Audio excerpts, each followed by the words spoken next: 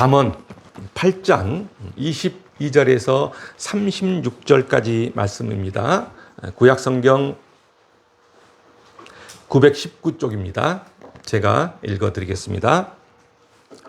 여호와께서 그 조화의 시작 곧 태초에 일하시기 전에 나를 가지셨으며 만세 전부터 태초부터 땅이 생기기 전부터 내가 세움을 받았나니 아직 바다가 생기지 아니하였고 큰 샘들이 있기 전에 내가 이미 났으며 산이 세워지기 전에 언덕이 생기기 전에 내가 이미 났으니 하나님이 아직 땅도 들도 세상 진토의 근원도 짓지 아니하셨을 때라.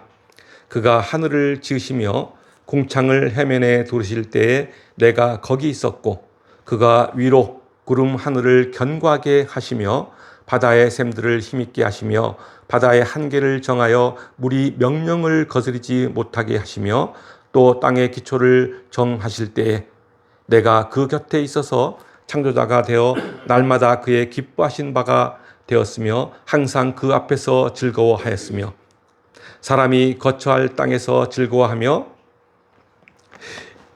인자들을 기뻐하였느니라. 아들들아 이제 내게 들으라. 내 도를 지키는 자가 복이 있느니라. 훈계를 들어서 지혜를 얻으라. 그것을 버리지 말라. 누구든지 내게 들으며 날마다 내 문 곁에서 기다리며 문설주 옆에서 기다리는 자는 복이 있나니 대저 나를 얻는 자는 생명을 얻고 여호와께 은총을 얻을 것임이니라. 그러나 나를 잃는 자는 자기의 영혼을 해하는 자라. 나를 미워하는 자는 사망을 사랑하느니라. 아멘. 어떤 사람을 지혜로운 사람이라고 할까요? 어떤 사람이 우리에게 지혜로운 사람으로 여겨지는 것은 그 사람의 감정적인 높낮이가 너무 심하게 변하지 않고, 즉 감정의 기복이 심하지 않게 자신의 마음을 잘 다스리고, 그리고 언제나 다른 사람을 배려하고 베풀 줄 아는 사람을 일반적으로 지혜로운 사람이라고 이야기합니다. 나이가 어린데도 불구하고 남을 배려하는 마음이 깊고 말투나 행동에서 인격적인 깊이가 느껴지는 사람을 보면은 굉장히 어른처럼 느껴지는 경우가 있습니다. 왜 그럴까요? 그것은 그 사람이 지혜로운 인격과 지혜로운 성품을 가졌기 때문입니다. 나이가 어린 사람일지라도 그 사람이 영성 깊은 영혼을 가지고 있으면은 지혜로운 인격과 성품을 품게 됩니다. 그래서 어떤 때는 그런 사람이 굉장히 어른스러워 보일 때가 있습니다. 그러나 자기 욕망에만 충실한 사람을 보면은 아무리 나이가 많아도 이런 사람은 철이 안 든 것 같은 어린애처럼 보일 때가 많다는 것입니다.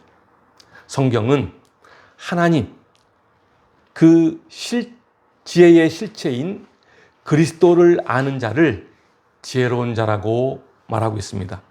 그리고 그리스도를 모르는 자를 어리석은 자라고 말하고 있습니다. 고린도전서 1장 23절과 24절 말씀입니다. 우리는 십자가에 못 박힌 그리스도를 전하니 유대인에게는 꺼리끼는 것이요 이방인에게는 미련한 것이로되 오직 부르심을 받은 자들에게는 유대인이나 헬라인이나 그리스도는 뭐라고 합니까? 하나님의 능력이요 하나님의 지혜라고 말씀합니다. 그렇습니다. 그리스도는 하나님의 지혜입니다. 오늘 본문은 온 우주 만물의 창조자이시며 역사의 섭리자이신 하나님의 지혜에 대해서 말하고 있습니다. 오늘 본문을 세분해 보면은 먼저 22절부터 26절까지입니다. 여기서는 창세전부터 존재했던 지혜의 근원을 밝히고 있습니다. 그리고 두 번째는 27절부터 31절까지인데 여기에서는 지혜의 역할을 밝히고 있습니다. 그리고 마지막으로 세 번째는 32절부터 36절까지인데 여기서는 지혜를 따르는 삶을 살 것을 촉구하고 있습니다. 지혜는 곧 하나님의 속성을 가리킵니다. 다시 말하면 하나님 그 자신이 지혜라는 것입니다. 그래서 오늘 본문 22절은 이렇게 말하고 있습니다. 여호와께서 그 조화의 시작, 곧 태초에 일하시기 전에 뭐를 가졌다고요? 나를 가졌다고 이야기하고 있습니다. 그렇습니다. 하나님의 지혜는 하나님이 천지 창조하실 때에 이미 존재했다는 것입니다. 이 같은 사실을 더욱 분명히 하는 말씀이 바로 요한복음 1장 1절과 2절 말씀입니다. 제가 읽어드리겠습니다.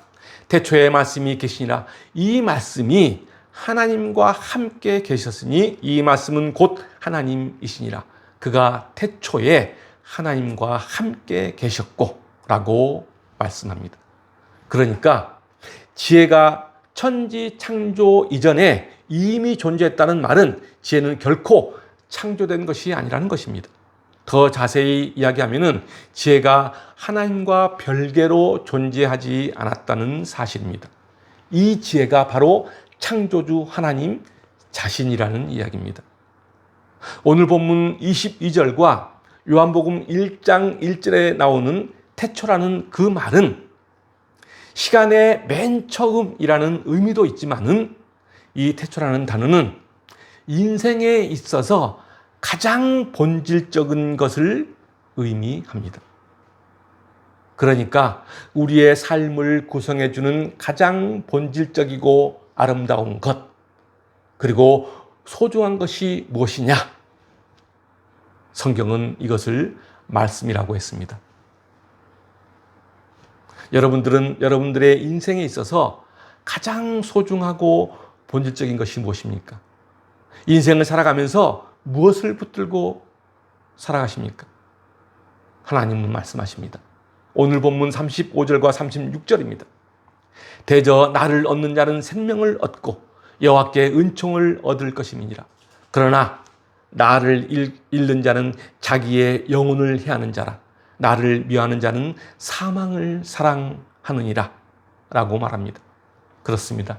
하나님의 지혜의 말씀을 붙들고 사는 자는 생명을 얻고 하나님의 은총을 얻게 되지만은 하나님을 멀리하여 말씀을 잃는 자는 영혼이 피폐해지고 결국 둘째 사망, 불못 지옥에 던져지게 된다는 것입니다.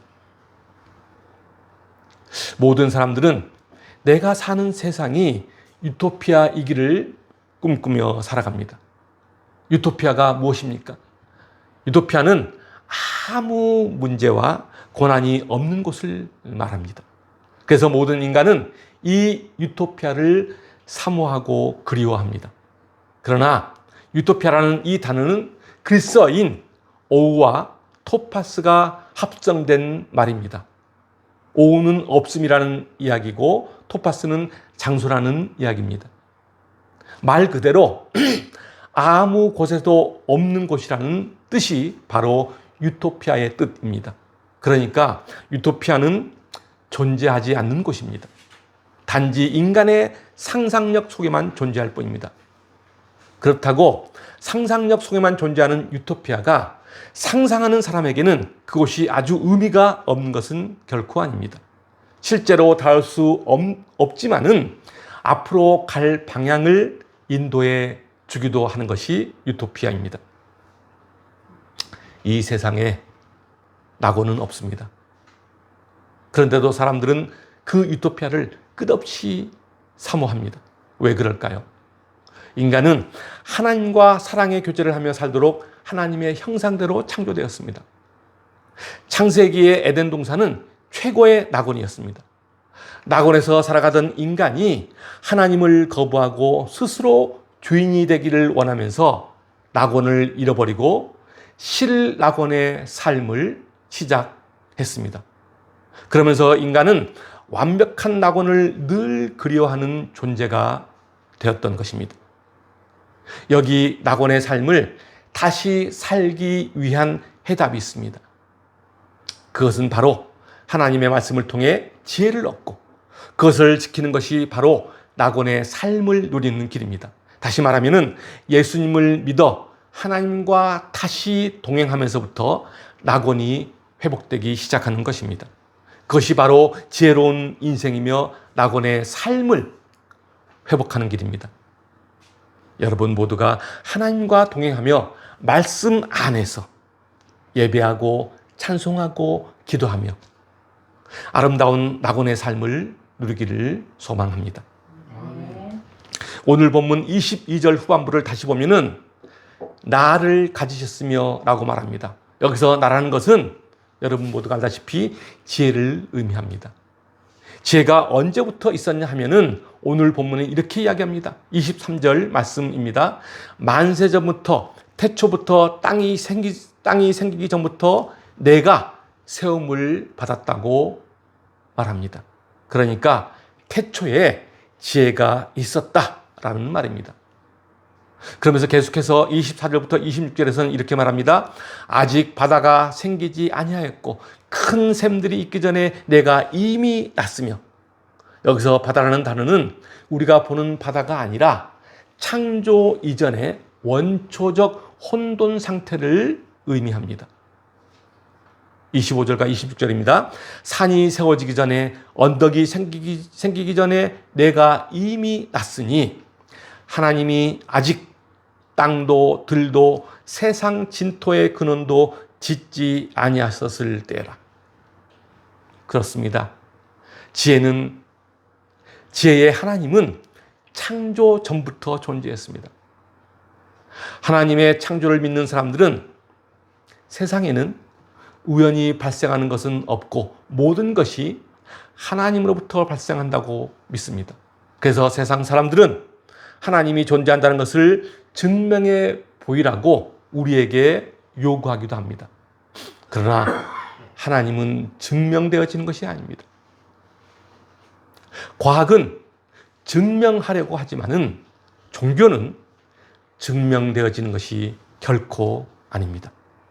그래서 하나님을 믿는 사람들의 가장 특징적인 것이 무엇이냐면은 하나님이 계시다는 것은 당연한 것이고 그 속에서 우리가 어떻게 살아야 하는지를 중요하게 생각합니다. 그래서 그들은 경탄할 줄 압니다. 감사할 줄 압니다. 그래서 그들의 삶은 풍성함으로 나아갑니다. 그런데 이러한 경탄을 잃어버릴 때 우리 인간은 빈곤하고 퍽퍽해질 수밖에 없습니다. 그러나 세상의 아름다움을 보고 경탄할 수 있을 때 우리의 마음은 평안해지고 넉넉해진다는 사실입니다. 하나님이 이 땅의 모든 만물을 창조했다는 사실을 믿는 사람들은 자연의 아름다움을 보면서 경탄합니다. 밤 하늘의 별과 달을 보면서도 경탄하고 들에 핀 꽃을 보면서도 경탄합니다. 심지어 인체의 신비로움에 경탄하기도 합니다. 그리고 하나님이 나를 창조하셨다는 사실에도 경탄하고 내가 이 땅에 지금 존재한다는 사실에 또 한 번 경탄합니다. 그러나 믿음의 사람들은 그 경탄에 머무르고 그치는 것이 아니라 한 걸음 더 나아가 그럼 내가 어떻게 살아야 하나님의 자녀로 올바르게 살 수 있는가? 그것을 생각합니다. 그래서 자신의 삶을 함부로 살지 않습니다. 그러나 하나님 없이 사는 사람은 인생을 함부로 살고 다른 사람들과의 관계에 있어서도 삐그덕거리고 부딪히며 삽니다. 왜냐하면 그 사람의 마음속에 하나님이 아닌 공허함이 가득 차 있기 때문에 함부로 살고 삐덕거리며 사는 것입니다. 내가 지금 사는 자체가 늘 감사하다고 느끼며 사는 사람은 돈이 없다고 해서 비참해지지도 않고 돈이 많다고 우쭐대지도 않습니다. 현실이 어렵다고 쓰러져 있지도 않고 어려움 속에서도 금세 회복되어 다시 일어납니다. 그래서 우리가 지금 회복해야 할 것은 경제적인 능력이 아니라 하나님의 지혜의 능력입니다.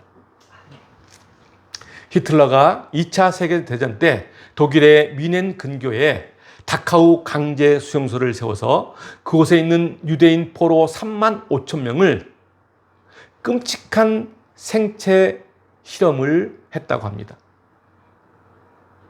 그 3만 5천 명은 나치의 끔찍한 의학 실험의 대상이 되어 처참하게 죽어갔다고 합니다. 그곳에는 유대인들이 죽어가면서 부른 노래가 아직 남아 있다고 합니다. 제가 한번 그 유대인들이 부른 노래를 읽어드리겠습니다. 나는 믿는다. 태양이 빛나지 않을 때에도 태양이 있음을, 사랑을 느끼지 못할 때에도 사랑이 있음을, 하나님이 침묵하실 때에도 하나님이 계심을, 영원한 평화의 그날이 이 땅 위에 오리라는 것을, 더딜지라도 그날이 반드시 오리라는 것을 나는 굳게 믿는다. 그들은 언제 죽을지 모르는 불안함 속에서도 하나님이 항상 함께 하심을 믿으며 소망으로 그 고통스러운 수용소의 삶을 견뎌낼 수 있었다고 합니다. 수많은 사람들이 죽어가는 그 상황에서 평화의 날이 올 것이라는 것을, 더디 올지라도 반드시 오리라는 것을 믿는 희망이 없었다면 더 많은 사람들이 절망 가운데 죽었을 것입니다. 그러나 죽음의 골짜기에서도 희망을 노래하고 그 희망을 기다릴 줄 알았기에 그들은 결국 그 희망을 환희로 맛볼 수 있었습니다. 희망을 갖는다는 것은 무언가를 기다린다는 것입니다. 그러기에 기다림은 곧 희망입니다. 어려운 시대 속에서 어려운 삶을 산다 하더라도 믿음의 사람은 희망을 품는 사람입니다. 여러분 모두가 희망을 품고 하나님의 은혜 속에서 살아가기를 소망합니다. 아멘. 다시 오늘 본문 27절부터 31절까지를 읽어보겠습니다.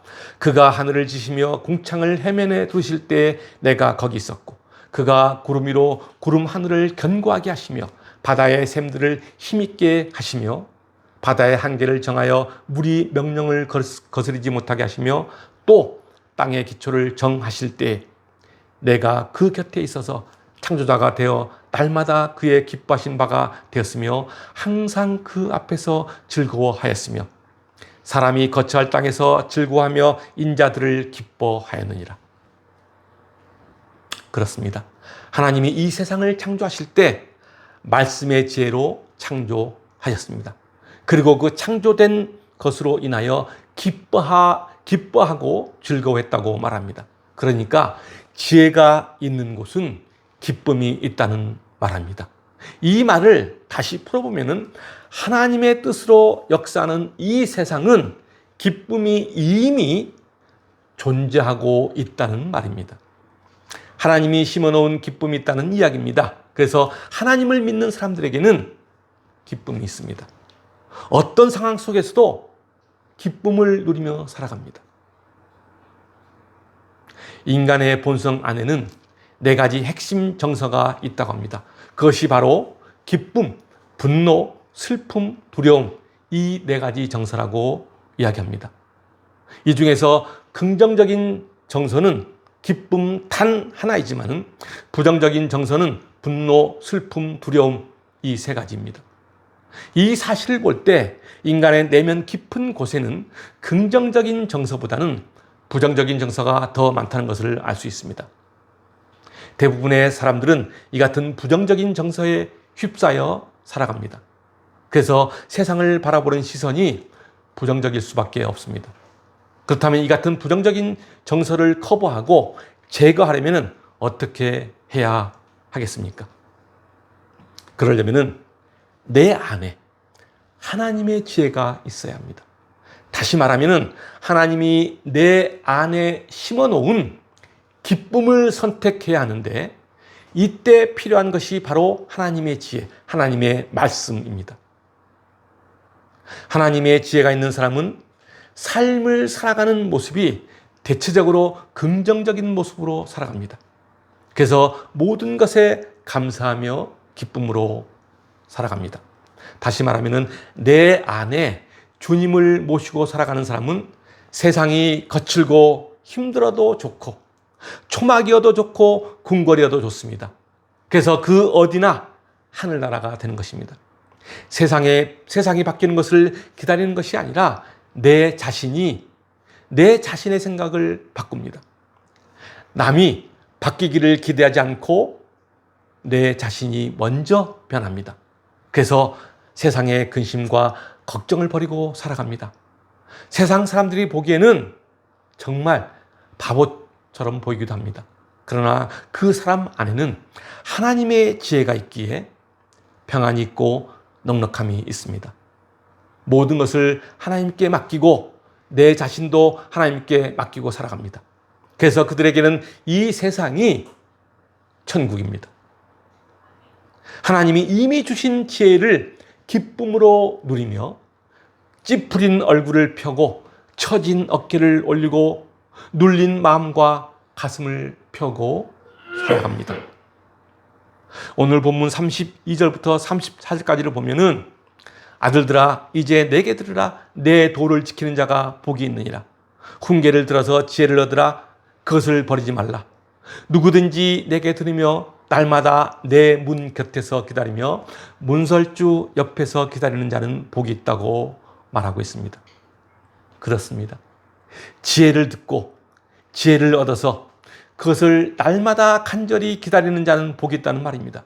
그 지혜를 자기의 것으로 만들며 살아가는 자는 행복해질 수밖에 없다는 이야기입니다. 사랑하는 성도 여러분, 지금 우리가 사는 이 세상은 해야 하는 많은 일들로 인해 기뻐할 수 있는 내적 능력을 상실해 가고 있습니다. 너무 바쁘게 살다 보니 하나님이 창조한 자연을 마음껏 누리지 못하고 살아가는 사람들이 많습니다. 일에 너무 지쳐 있으면은 하나님이 주신 복을 누릴 수 없습니다. 잠시 내려놓고 하나님의 지혜를 묵상하십시오. 지혜는 우리에게 나와 함께 기뻐하자고 말합니다. 하나님의 지혜인 생명의 말씀이 나와 함께 기뻐하자고 말합니다. 그 지혜로 여러분 모두가 하나님이 주신 새 생명을 얻고 하나님이 주신 복을 누리는 인생을 사시길 주님의 이름으로 축원합니다. 아멘. 기도하겠습니다.